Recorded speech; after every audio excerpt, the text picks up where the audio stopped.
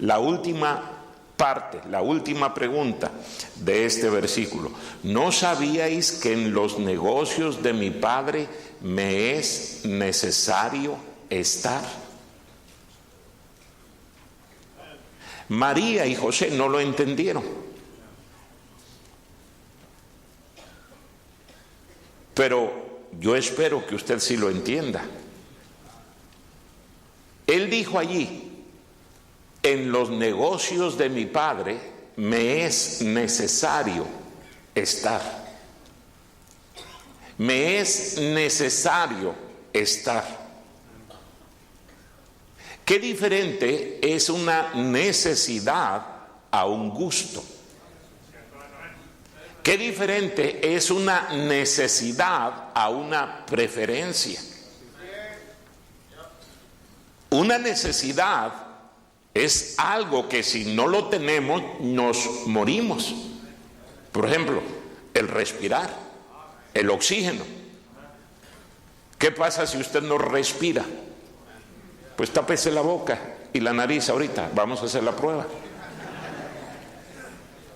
Se muere. Necesita el oxígeno. Necesita. ¿Qué ocurre si no tomamos agua?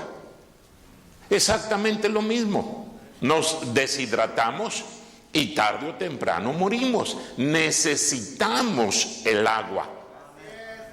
Hay otras cosas que no las necesitamos. Por ejemplo, usted no necesita una coca, pero bien que le encanta.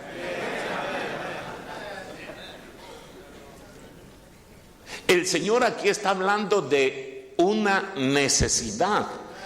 Y vamos a ver varias cosas que para Él eran necesidad. No eran gustos, no eran preferencias, eran necesidades. Y Él utilizó esa palabra: me es necesario. Me es necesario. Estamos hablando de prioridades. Estamos hablando de necesidades. Otra necesidad para el ser humano, y digo, espero que lo vea como una necesidad, es el bañarse. A lo mejor para usted no es una necesidad, pero para su vecino sí es una necesidad. Por favor, báñese. Especialmente cuando venimos a conferencias, ¿verdad? Báñese, báñese. Yo sé que algunos dicen: no, es que hace mucho frío.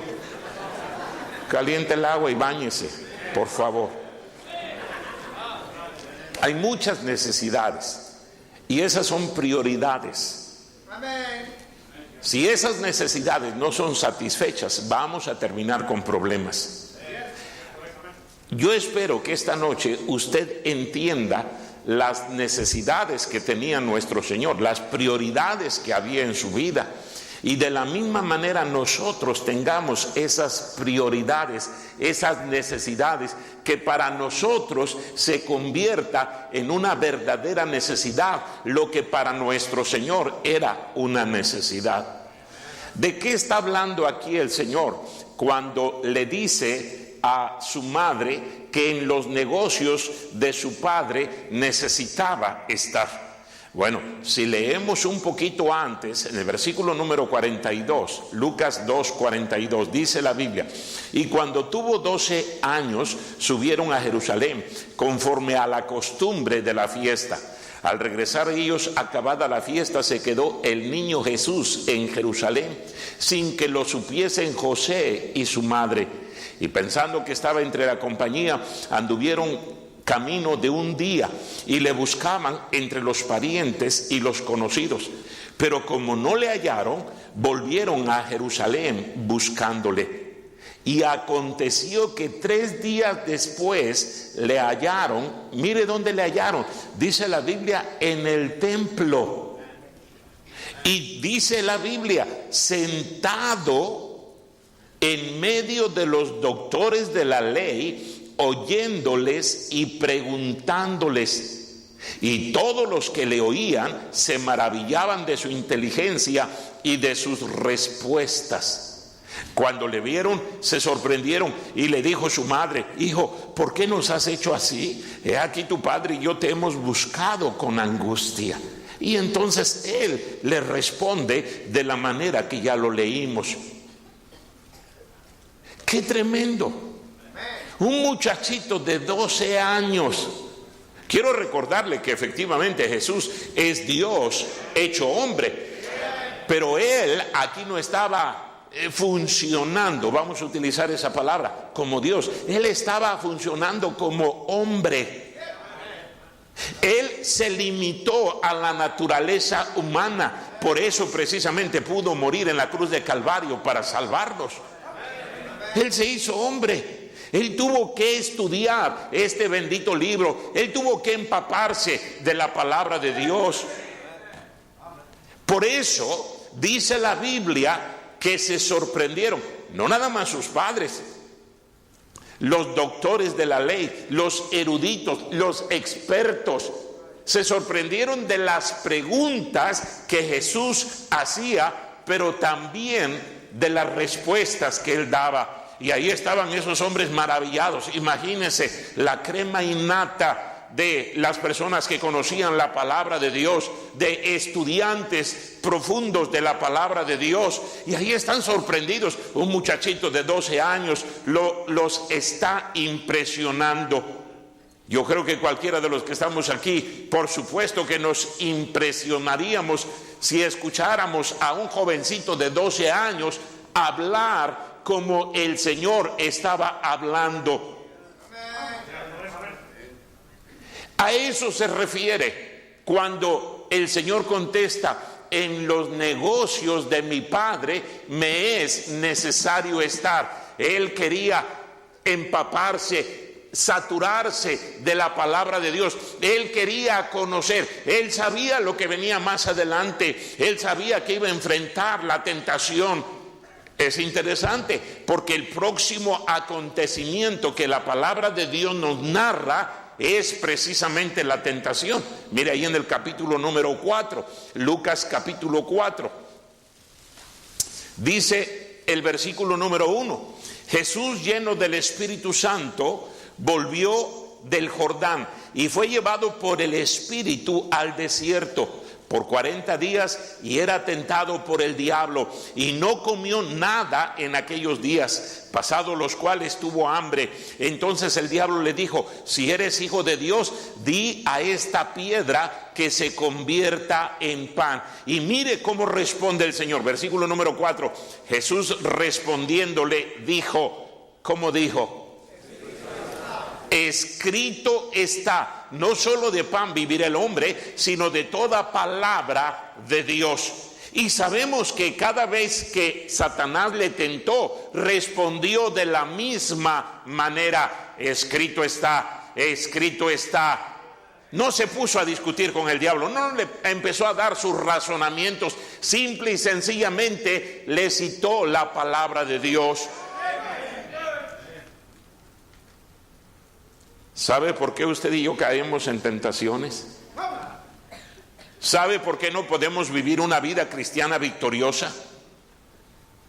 Vivimos de derrota en derrota, de fracaso en fracaso. Y hay algunos cristianos, y esto lo sé porque ellos mismos me lo han dicho: no se puede, no se puede, es imposible, tenemos una naturaleza pecaminosa. Entonces Dios es mentiroso. ¿Sabe por qué nosotros pensamos de esa manera, hablamos de esa manera y nos comportamos de esa manera? Porque somos unos perfectos ignorantes de la palabra de Dios. Es una vergüenza, pero hay cristianos, y a veces son los más viejos los que menos conocen la palabra de Dios. ¿Cuánto tiempo le dedica a este libro? ¿Cuánto tiempo? Hermano, esto no es un juego. Si de veras este libro es la palabra de Dios, no debería de pasar un solo día en que usted no esté metido en la palabra de Dios, memorizando la palabra de Dios, leyendo la palabra de Dios, estudiando la palabra de Dios. De hecho, eso nos lo ordena el Señor. Allí en Juan capítulo 5, versículo número 39, ¿no dice escudriñad las escrituras? ¿Qué quiere decir la palabra escudriñar? Buscar minuciosamente. estudiar la palabra de Dios. El plan de Dios es que cada cristiano, mire, estuviera saturado de la palabra de Dios en su mente, en su corazón, conociera perfectamente bien la palabra de Dios. Si así fuera, cada uno de los pastores que estamos aquí ni tendríamos que predicar el domingo la palabra de Dios, enseñar la palabra de Dios al pueblo de Dios. Simple y sencillamente nos reuniríamos para alabar al Señor, recoger las ofrendas y luego irnos a poner en práctica lo que ya sabemos que tenemos que hacer. Pero ¿cuántos cristianos son tan infantiles, tan inmaduros, tan carnales? Por eso esa palabra nos queda grande. Yo servir, no hombre, ¿cuánto me van a pagar?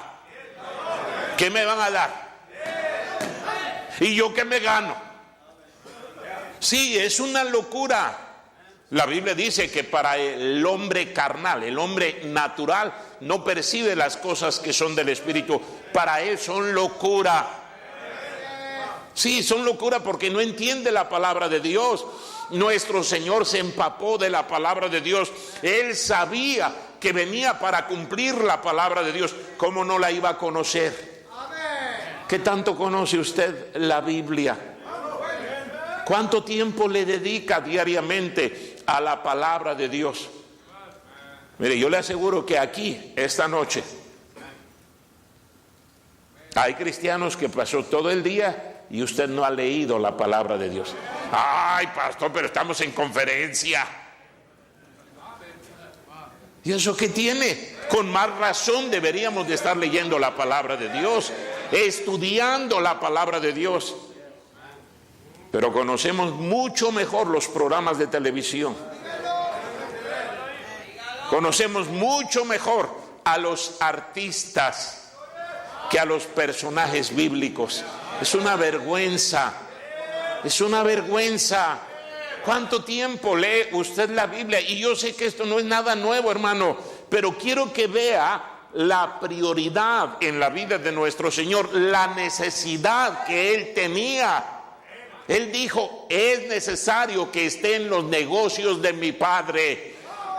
Y si cada uno de nosotros lo viéramos de esa manera, es necesario que yo esté en los negocios de mi Padre, hermano, usted sería un cristiano mucho más maduro de lo que es. Por eso tenemos cristianos ahí que se andan peleando unos con otros. Ya no voy porque el hermanito fulano de tal no me saludó, no me habló. Ay, es que el pastor no me visita. Con cosas tan infantiles nos molestamos, nos ofendemos. Hay que estudiar la palabra de Dios, hay que crecer en el conocimiento de la palabra de Dios. No podemos tomarlo a juego. Es importantísimo que estemos leyendo. Por eso la exhortación de la palabra de Dios es continuamente en ese sentido. Mire, vaya ahí en su Biblia a Segunda de Pedro, capítulo número 3. Segunda de Pedro, capítulo número 3, versículo número 18. Dice la Biblia, Segunda de Pedro, capítulo 3, versículo número 18. Antes bien, creced en la gracia y ¿qué otra cosa? Y el conocimiento de nuestro Señor y Salvador Jesucristo. A Él sea gloria ahora y hasta el día de la eternidad. Amén. Dice Pedro aquí, crece en el conocimiento de nuestro Señor Jesucristo. ¿Dónde vamos a crecer? ¿Dónde vamos a conocerlo a Él? Si no es a través de la palabra de Dios. La oración de Pablo, la exhortación de Pablo también era a los cristianos que escribía, era precisamente en ese sentido. Mire, vaya a Colosenses capítulo 2. ¿Cómo necesitamos? E insisto, yo sé que sabemos que debemos de leer la Biblia. Usted lo ha escuchado, su pastor le ha predicado, lo enseñamos. Pero el problema es que no se ha convertido en una prioridad. No se ha convertido en una necesidad. No es que tengo que leer la Biblia. Le doy un consejo. ¿Quiere usted leer la Biblia? Fielmente, sin fallar. Venga esta noche y dígale al Señor.